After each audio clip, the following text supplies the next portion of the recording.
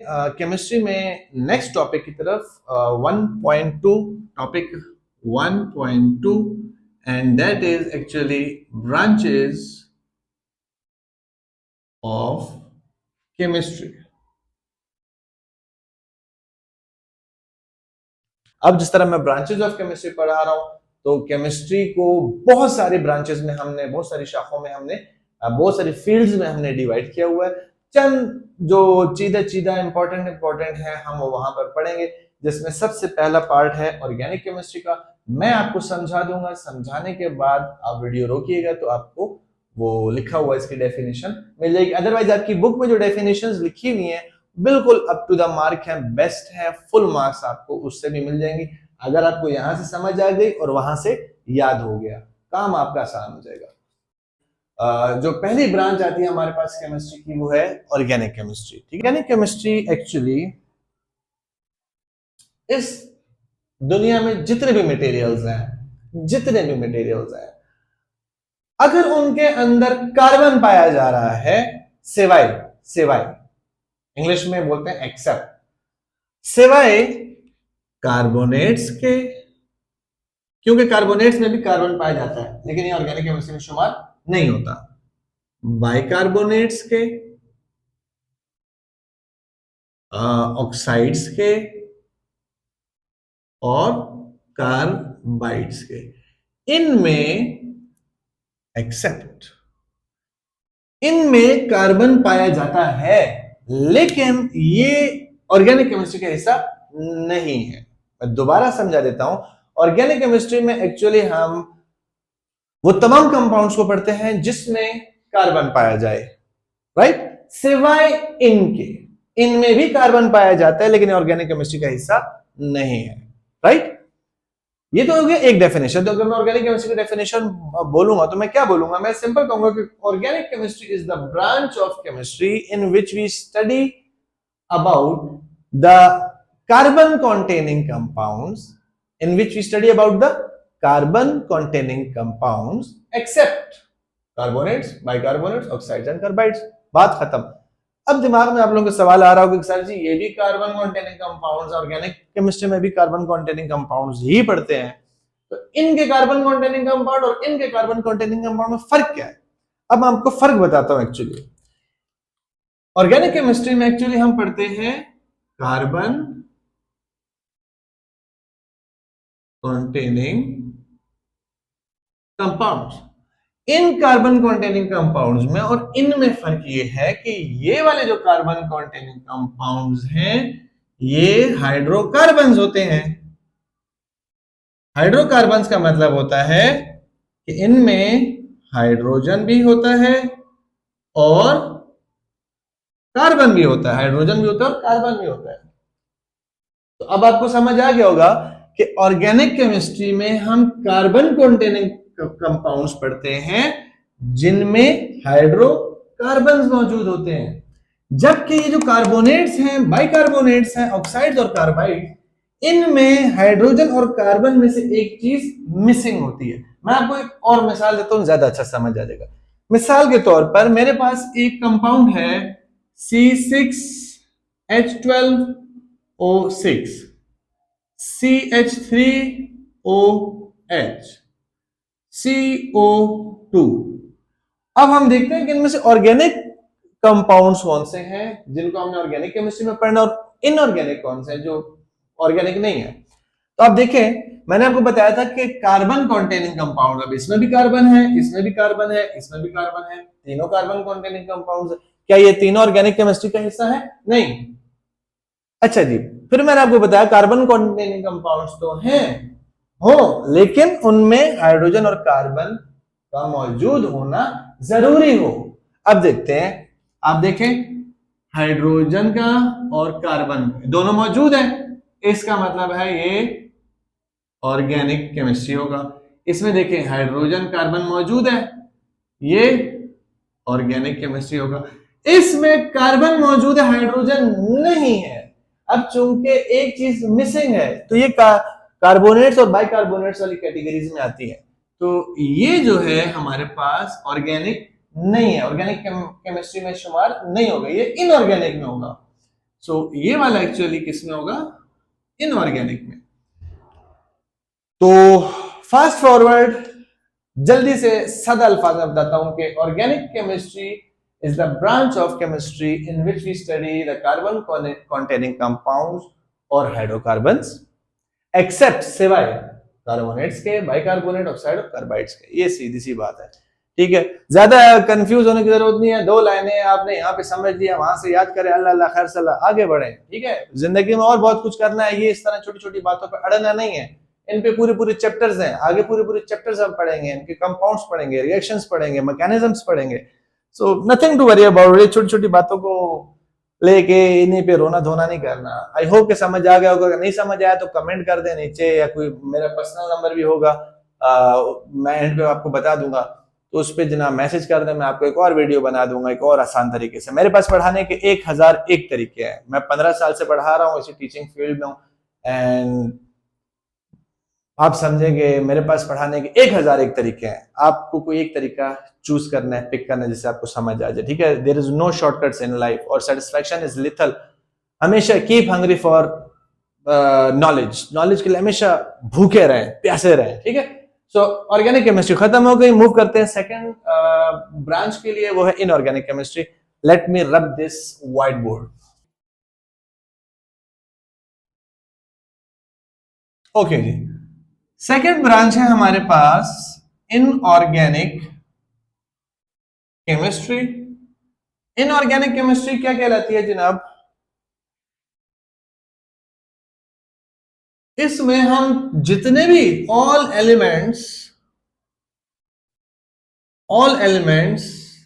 और कंपाउंड्स को हम क्या करते हैं, स्टडी करते हैं, एक्सेप्ट, सिवाय ऑर्गेनिक कंपाउंड्स के, ठीक है। ऑर्गेनिक कंपाउंड्स कौन से थे? हाइड्रोकार्बन, जिसमें हाइड्रोजन भी हो, कार्बन भी हो। सो ऑर्गेनिक केमिस्ट्री में हम तमाम एलिमेंट्स और कंपाउंड्स की स्टडी करते हैं, जितने भी मटेरियल्स हैं इस दुनिया में पाए जाते हैं, जितने भी स्टेट्स ऑफ मैटर हैं जो इस दुनिया में पाए जाते हैं, उन तमाम एलिमेंट्स को हम स्टडी करते हैं, सिवाय ऑर्गेनिक कंपाउंड्स के, ऑर्गेनिक केमिस्ट्री के या हाइड्रोकार्बन्स के। मुझे असल में इस वक्त खारिश लगी हुई है, और खारिश इसलिए लगी हुई है कि वीडियो बनाने के चक्कर में मैंने पंखा बंद किया हुआ है, तो पसीना आई जा रहा है, और हालांकि मैंने बहुत पतली सी टी शर्ट पहनी है उसके बावजूद भी। तो बहरहाल चलें, तो inorganic chemistry is the branch of chemistry in which we study about the elements and compounds except organic compounds. Simple as that. Book में जो लिखा है चुप करके वो याद कर लें, यहां से समझ लें। कोई चीज समझ नहीं आता तो कमेंट में लिख दें, इंशाल्लाह अल्लाह खैर करेगा। ओके जी, हमारा नेक्स्ट ब्रांच ऑफ केमिस्ट्री है, that is called physical chemistry. Physical chemistry को मैं आपको आसान अल्फाज में समझाने की कोशिश करता हूँ। फिजिकल केमिस्ट्री में एक्चुअली हम क्या करते हैं, हम मुख्तलिफ किस्म की थ्योरीज और लॉज को स्टडी करते हैं, ताकि हम क्या कर पाए, ताकि हम अंडरस्टैंड कर पाए, समझ पाए किन चीजों को, ताकि हम समझ पाए स्ट्रक्चर को और चेंजेस को। किसकी? मैटर की। अब देखें, अगर मैं किसी भी मैटर के स्ट्रक्चर को समझने के लिए या उनमें जो चेंजिंग्स आ रहे हैं उसके स्ट्रक्चर में, वो समझने के लिए मैं जो थ्योरीज और लॉज को स्टडी करता हूं, तो ये फिजिकल केमिस्ट्री के डोमेन में आएगा, ठीक है। मैं दोबारा इसको समझाने की कोशिश करता हूं। अगर किसी मैटर के स्ट्रक्चर को या उसके स्ट्रक्चरल चेंजेस को मैं स्टडी करता हूं with the help of theories and laws, तो ये इंक्लूड होगा फिजिकल केमिस्ट्री में, ठीक है। बुक में डेफिनेशन लिखिए, वहां से याद कर लें, समझ ना हो तो पूछ सकते हैं मुझसे। ओके, नेक्स्ट टॉपिक है हमारा एनालिटिकल केमिस्ट्री। तो analytical chemistry is the branch of chemistry in which we study about the methods and instruments to determine the composition and properties of matter. Analytical chemistry chemistry की वो branch है जिसमें हम मुख्तलिफ तौर तरीके अपनाकर मुख्तलिफ औजार वगैरह इस्तेमाल करके पता लगाते हैं कि कौन से मादे की कौन सी बनावट है और उसकी क्या क्या खुसूसियात या खवास है। सिंपल, कोई ज्यादा झंझट झंझट वाली बात ही नहीं है। ठीक है, नेक्स्ट पे जाते हैं जनाब। नेक्स्ट है हमारे पास बायोकेमिस्ट्री। मेरे ख्याल में मैं पहले इसको रब कर देता हूं ताकि जरा माहौल साफ हो जाए और उसके बाद फिर आगे बढ़ते हैं।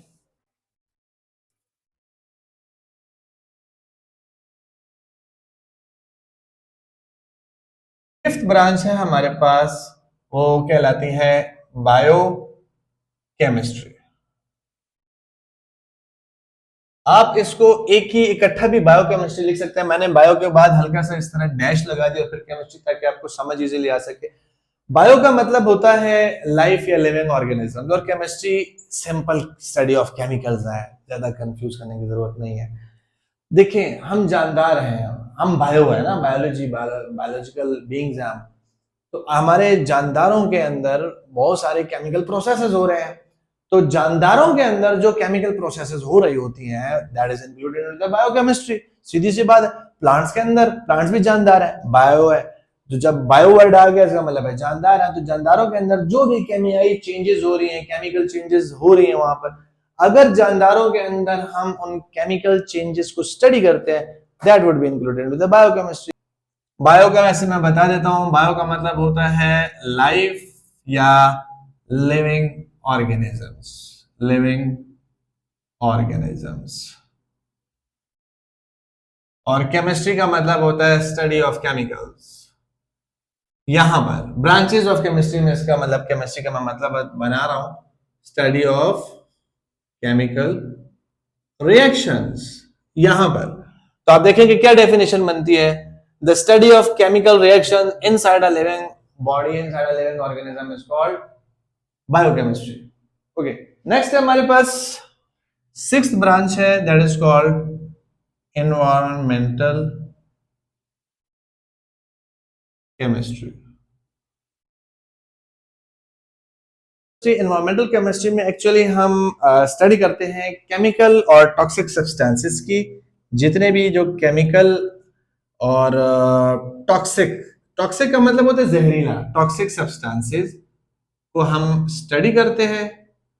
ठीक है, एनवायरमेंटल केमिस्ट्री में हम केमिकल सब्सटेंसेस और टॉक्सिक सब्सटेंसेस को स्टडी करते हैं और फिर उनका इफेक्ट देखते हैं कि इनका किस किस्म का इफेक्ट आ रहा है एनवायरमेंट के ऊपर, एनवायरमेंट के ऊपर। So actually हम क्या करते हैं कि environmental chemistry is the branch of chemistry that deals with the study of chemicals and toxic substances that pollute the environment and has some adverse effects on the living beings, on the living organism. जाहिर बात है कि जहरीले मवाद को हम study कर रहे हैं या फिर जो केमिकल्स को अगर हम स्टडी करते हैं तो हमें पता चलेगा कि more than 90% of the chemicals वो हमारे एनवायरमेंट को नेगेटिवली इफेक्ट कर रहे हैं। तो अगर हम उन केमिकल्स को स्टडी करें, उन टॉक्सिक सब्सटेंसेस को स्टडी करें और उनके असरात को स्टडी करें कि लिविंग ऑर्गेनिजम्स के ऊपर क्या असरात हो रहे हैं और इर्द गिर्द के इन्वायरमेंट के ऊपर क्या असरात हो रहे हैं, किनका, इन केमिकल सब्सटेंसेस का, इन टॉक्सिक सब्सटेंसेस का, इनका माहौल के ऊपर और जानदारों के ऊपर क्या असरात हो रहे हैं, तो ये जो डोमेन है केमिस्ट्री की ये कहलाती है एनवायरमेंटल केमिस्ट्री, जो कि ब्रांच है एक्चुअली केमिस्ट्री की। ओके जी, हमारे पास नेक्स्ट जो ब्रांच है केमिस्ट्री की वो है इंडस्ट्रियल केमिस्ट्री। अब नाम से जाहिर है कि इंडस्ट्री लफ्ज आ रहा है उसमें, तो किसी बड़े पैमाने की बात हो रही है। तो इंडस्ट्रियल केमिस्ट्री में हम एक्चुअली देखते हैं कि अगर कोई भी केमिकल्स, अगर हम वो लार्ज स्केल प्रोडक्शन उसकी हो रही है, लार्ज स्केल प्रोडक्शन हो रही है ऑफ केमिकल्स की, industrial chemistry is the branch of chemistry in which we study about the large scale production of chemicals। बस बात खत्म। कोई भी केमिकल अगर बड़े पैमाने पे तैयार हो रहा है किसी इंडस्ट्री के अंदर तो उसकी स्टडी हम इंडस्ट्रियल केमिस्ट्री की ब्रांच में पढ़ेंगे या करेंगे। नेक्स्ट है हमारे पास मेडिसिनल केमिस्ट्री। मेडिसिनल केमिस्ट्री में हम एक्चुअली ये देखते हैं कि नए ड्रग्स, ठीक है, अब जब मैं लफ्ज ड्रग्स बोल रहा हूं तो आपके दिमाग में आ रहा होगा चरस, अफ्यून, शराब और ये आइस, कोकेन, ठीक है, ये चीजें आपके दिमाग में आ रही होंगी। ये ड्रग्स नहीं है, नार्कोटिक्स है, ठीक है। केमिस्ट्री में ड्रग्स का मतलब कुछ और होता है, जो कि आपकी बॉडी के बेटरमेंट के लिए यूज हो या आपके अंदर कोई कमी बेशी है उसको वो इम्प्रूव करे, तो वो केमिकल सब्सटेंसेस एक्चुअली ड्रग्स कहलाती हैं, ठीक है। यही जो नार्कोटिक्स जो मैंने इससे पहले बोले हैं, जिस तरह कोकेन हो गया, चर्स या फ्यूम, ये मेडिसिन में भी यूज होती है। नार्कोटिक्स मेडिसिन में भी यूज होती है। तो नार्कोटिक्स एक अलग चीज है, ठीक है, और ड्रग्स एक अलग चीज है। ड्रग्स एक्चुअली मेडिसिनल पर्पसेस के लिए यूज होता है। सो कौन सा ड्रग कैसे बनता है, कौन सी दवाइयां कैसे, अद्वियात कैसे बनाई जाती हैं, कौन से टैबलेट्स, मेडिसिन, कैप्सूल्स कैसे बनाई जाती हैं, ये, और फिर उनका जानदारों के ऊपर असरात कैसे होते हैं, ये, तो उनका बनना और उनके असरात अगर हम ये स्टडी करते हैं तो ये फिर हम मेडिसिनल केमिस्ट्री में स्टडी करेंगे। यानी साइंथिसिस का मतलब होता है बनना, making, synthesis of new drugs plus इनके जो इफेक्ट्स हैं, effects on target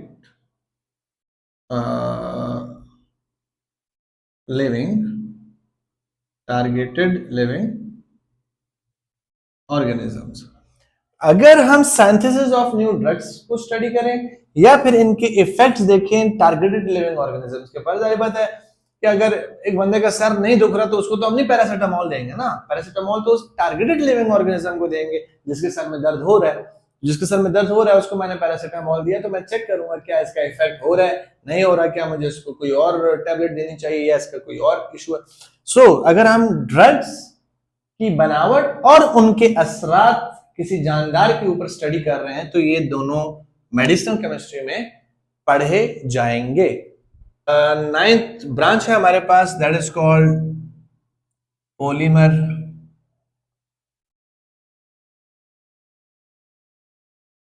chemistry. Polymer chemistry से पहले मैं हल्का सा आपको आइडिया देता हूं कि पॉलीमर क्या बला है। तो देखिए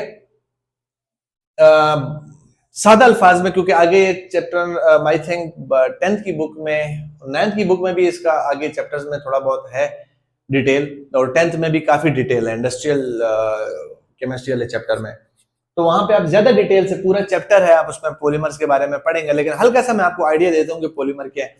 ये तमाम जितने प्लास्टिक की अशिया वगैरह हो गई, ये जो पॉलीथीन बैग्स हो गए, इसके अलावा हमारे पास जो नायलॉन के जो चीजें बनी होती हैं, प्लास्टिक के बैग्स बने होते हैं, प्लास्टिक के कप्स बने होते हैं, मग्स बने होते हैं, और टेफलॉन कोटेड जो कुक वेयर्स हैं हमारे पास, और इसके अलावा बहुत सारे पॉलीमर्स के शर्ट्स भी आते हैं, जैकेट्स वगैरह भी आजकल बन रही हैं, ये ठीक है, रेशे होते हैं। तो एक किस्म का मटेरियल है पॉलीमर, एक मटेरियल है, वो छोटा सा, छोटे छोटे पार्टिकल से बनता है। छोटा पार्टिकल्स का मोनोमर होता है, फिर वो दूसरे के साथ मिलकर डायमर बनता है, ट्राइमर बनता है, ठीक है। और बहुत सारे जब ये रेशे आपस में मिलते हैं तो एक ये खास किस्म का स्ट्रक्चर बनाते हैं जिसको हम क्या कहते हैं, पॉलीमर कहते हैं।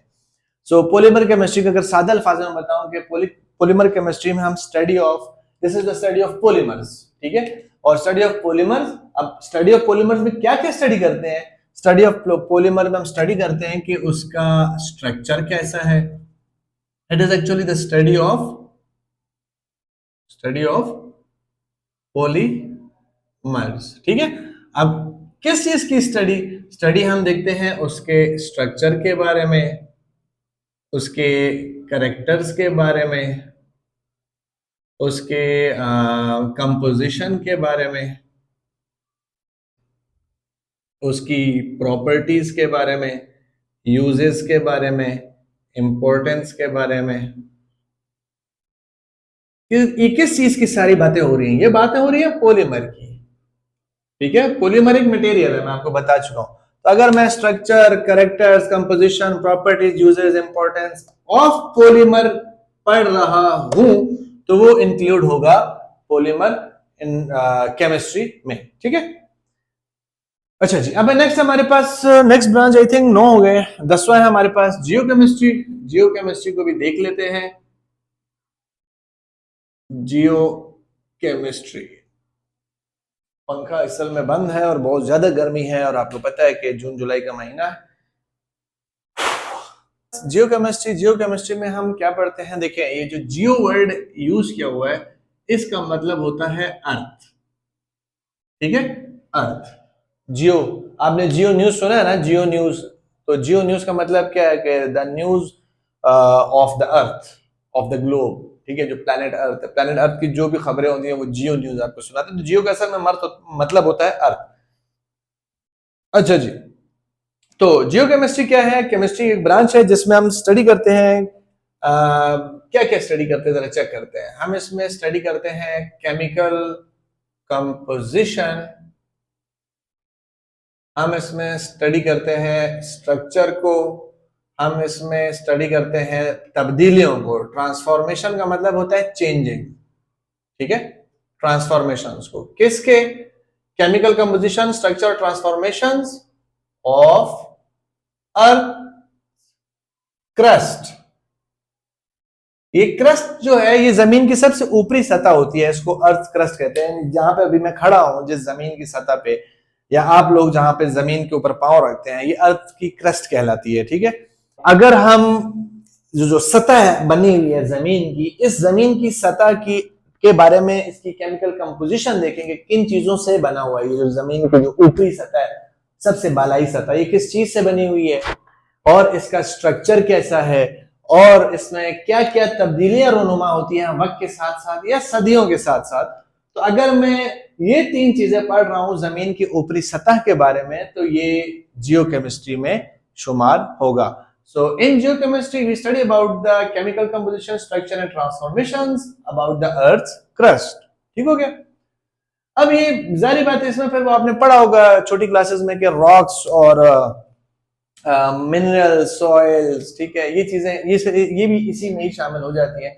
वो जब बारी आएगी तो उसको आगे देख लेंगे। ओके जी, नेक्स्ट टॉपिक है हमारा न्यूक्लियर केमिस्ट्री। न्यूक्लियर केमिस्ट्री, ये जो ये नाम निकला है इसका न्यूक्लियर, ये एक्चुअली एटम का बिल्कुल सेंट्रल पार्ट होता है जिसको न्यूक्लियस कहते हैं। ठीक है, आपको पता है कि बल्कि हम पढ़ेंगे अभी आगे, इसी गालिबन इसी चैप्टर में है, इससे अगले चैप्टर में है, इससे अगले चैप्टर में है, पूरा एटम का स्ट्रक्चर पढ़ेंगे, बहुत डिटेल से पढ़ेंगे। अभी आपको मैं वैसे मुख्तसरन बता देता हूं कि एटम का बिल्कुल सेंट्रल एक पार्ट होता है और उसको हम न्यूक्लियस कहते हैं। ठीक है, उस न्यूक्लियस में क्या क्या चेंजिंग्स आ रही हैं with the passage of time, या जानबूझकर हम खुद उसमें चेंजेस लेके आ रहे हैं और उससे कौन कौन सी रेडिएशंस और एनर्जी एमिट हो रही है। सो अगर मैं चेंजेस इन न्यूक्लियाई को स्टडी कर रहा हूं तो वो एक्चुअली इंक्लूड हो जाएगा न्यूक्लियर केमिस्ट्री में। ठीक है, और लास्ट है हमारे पास एस्ट्रोकेमिस्ट्री। एस्ट्रोकेमिस्ट्री यहीं पे समझा लूं, चलें यहीं पे देखते हैं। एस्ट्रो केमिस्ट्री, अब एस्ट्रोकेमिस्ट्री में जो एस्ट्रो पार्ट है, एस्ट्रो पार्ट जमीन से बाहर जो कुछ भी शामिल है, उसमें जमीन से बाहर की बात कर रहा हूं, जो हमारा गोला है प्लैनेट अर्थ, इससे बाहर की, इससे बाहर प्लैनेट्स भी हैं, इससे बाहर स्टार्स भी हैं, इससे बाहर गैलेक्सीज भी हैं, इससे बाहर स्काई भी है, आसमान भी है। तो इस हमारा जो अर्थ है, अर्थ के बाहर जो कुछ है वो सारा एस्ट्रो कहलाएगा। यहाँ पे एस्ट्रोनॉमी एक अलग से पूरा सब्जेक्ट है। तो अगर हम केमिकल चेंजेस स्टडी करते हैं कहां पर, in astronomical bodies, in astronomical bodies. अब एस्ट्रोनॉमिकल बॉडीज क्या है मैंने आपको बता दिए, stars, suns, planets, galaxies, universe. अब चांद पर, सूरज पर, बाकी सैयारों पर, आसमान पर क्या क्या कीमियाई तब्दीलियां रोनुमा हो रही हैं, क्या केमिकल प्रोसेसेस हो रहे हैं, किस किस्म की एनर्जी एमिट या एब्जॉर्ब हो रही है। अगर मैं वो केमिकल चेंजेस उन एस्ट्रोनॉमिकल बॉडीज के अंदर स्टडी कर रहा हूं या उनकी जो चेंजेस हैं वो मैं स्टडी कर रहा हूं, तो वो एस्ट्रोकेमिस्ट्री में शुमार होंगी। मैं दोबारा बता देता हूं कि जितने भी एस्ट्रोनॉमिकल बॉडीज हैं जिसमें सूरज, चांद, सितारे, सैयारे शामिल हैं, अगर मैं उनके अंदर होने वाले कीमियाई तब्दीलियों के बारे में स्टडी कर रहा हूं तो वो एस्ट्रोकेमिस्ट्री कहलाएगा।